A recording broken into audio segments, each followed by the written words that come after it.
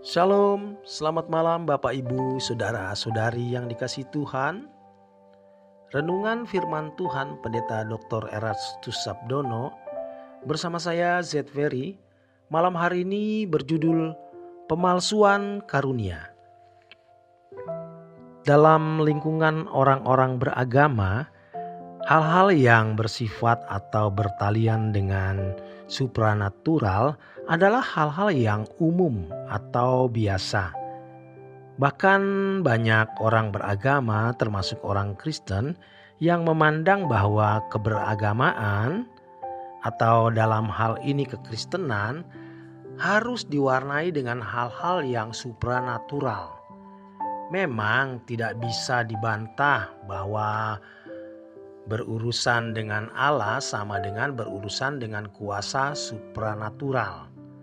Tetapi hendaknya orang percaya harus berhati-hati agar tidak terjebak dalam penyesatan dalam hal-hal yang menyangkut alam roh. Hal ini bisa merupakan celah atau saluran yang digunakan iblis untuk menyesatkan gereja Tuhan di dunia.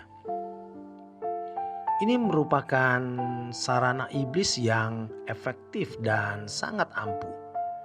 Sebab hal ini bersifat konsumtif bagi banyak orang Kristen di Indonesia yang masyarakatnya memang sangat akrab dengan hal-hal yang bertalian dengan supranatural. Dalam kekristenan, hal-hal yang berkenaan dengan alam roh atau supranatural antara lain nubuat, penglihatan, mimpi, pengalaman mendengar suara Tuhan, pengalaman dalam dunia orang mati, dan pengalaman di surga dan di neraka. Kemudian mukjizat, berbahasa roh, dan lain sebagainya. Membicarakan hal ini bukan berarti kita tidak setuju dengan fenomena tersebut. Kita percaya bahwa hal-hal tersebut juga ada dalam Alkitab dan merupakan bagian dari karunia-karunia roh.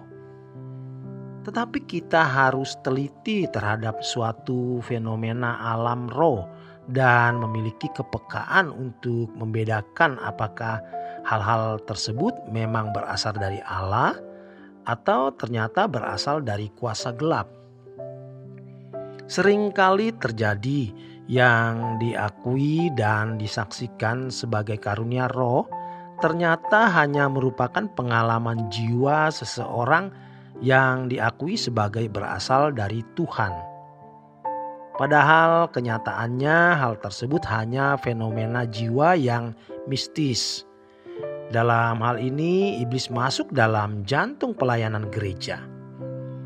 Kalau iblis tidak mampu menjangkau jantung gereja, dia bukanlah Lucifer yang pernah jatuh atau iblis yang memberontak kepada Allah Bapa.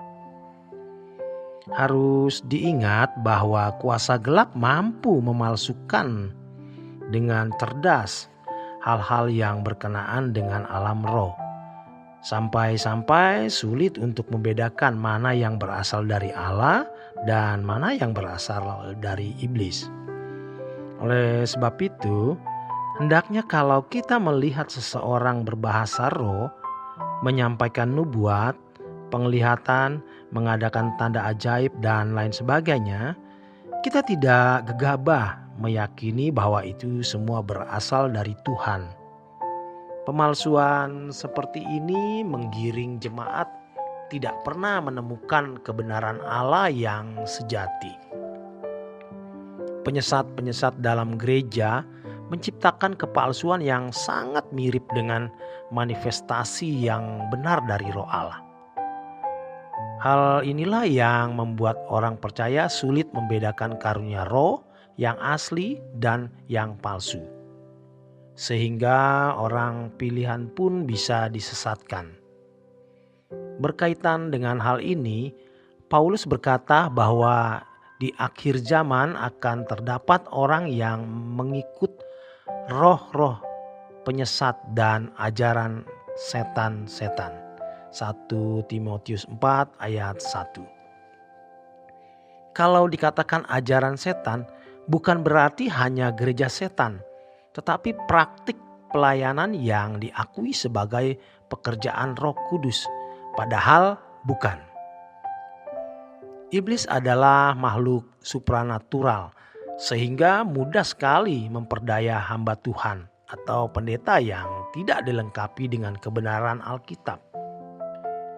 Kemudian mereka menyesatkan jemaat yang memang tidak dapat diperdaya oleh keinginan daging atau pelanggaran moral berat, tetapi membuka diri terhadap fenomena alam roh. Di antara orang-orang yang disesatkan ini, banyak orang tulus, tetapi ketulusan hati yang tidak disertai dengan ketekunan belajar firman tidak membuat seseorang menjadi cerdas rohani. Orang-orang tulus akan lebih cepat menangkap kebenaran selama nuraninya belum terlalu rusak oleh ajaran palsu. Iblis bisa saja tidak mendorong penyesat-penyesat dalam gereja untuk membunuh, berzina, atau melakukan perbuatan-perbuatan amoral yang lain yang nyata-nyata dianggap salah secara moral umum. Tetapi iblis mengecoh mereka dengan pemalsuan alam supranatural tersebut. Mereka menyangka bahwa mereka memperolehnya dari Tuhan, padahal mereka telah tertipu oleh iblis. Mereka bisa menjadi orang-orang yang tampak seperti berprestasi dalam pelayanan, namun hidup pribadi mereka tidak bisa dinikmati oleh Tuhan. Ciri yang jelas dari hamba-hamba Tuhan yang menyesatkan jemaat biasanya dalam pengajaran sangat menekankan hal-hal yang supranatural, karunia-karunia roh, tetapi mengabaikan pengajaran Alkitab yang menghasilkan buah-buah roh. Galatia 5 ayat 22 sampai dengan 23. Mereka menjadikan pengalaman dunia supranatural atau alam roh sebagai ukuran kehidupan rohani yang baik, bahkan dipandang unggul. Tentu mereka juga memberi kesan kepada jemaat bahwa mereka adalah orang-orang istimewa bagi Tuhan. Hal ini dimaksud agar mereka mendapat pengakuan jemaat untuk dipercayai sebagai hamba Tuhan yang benar dan pantas untuk diikuti.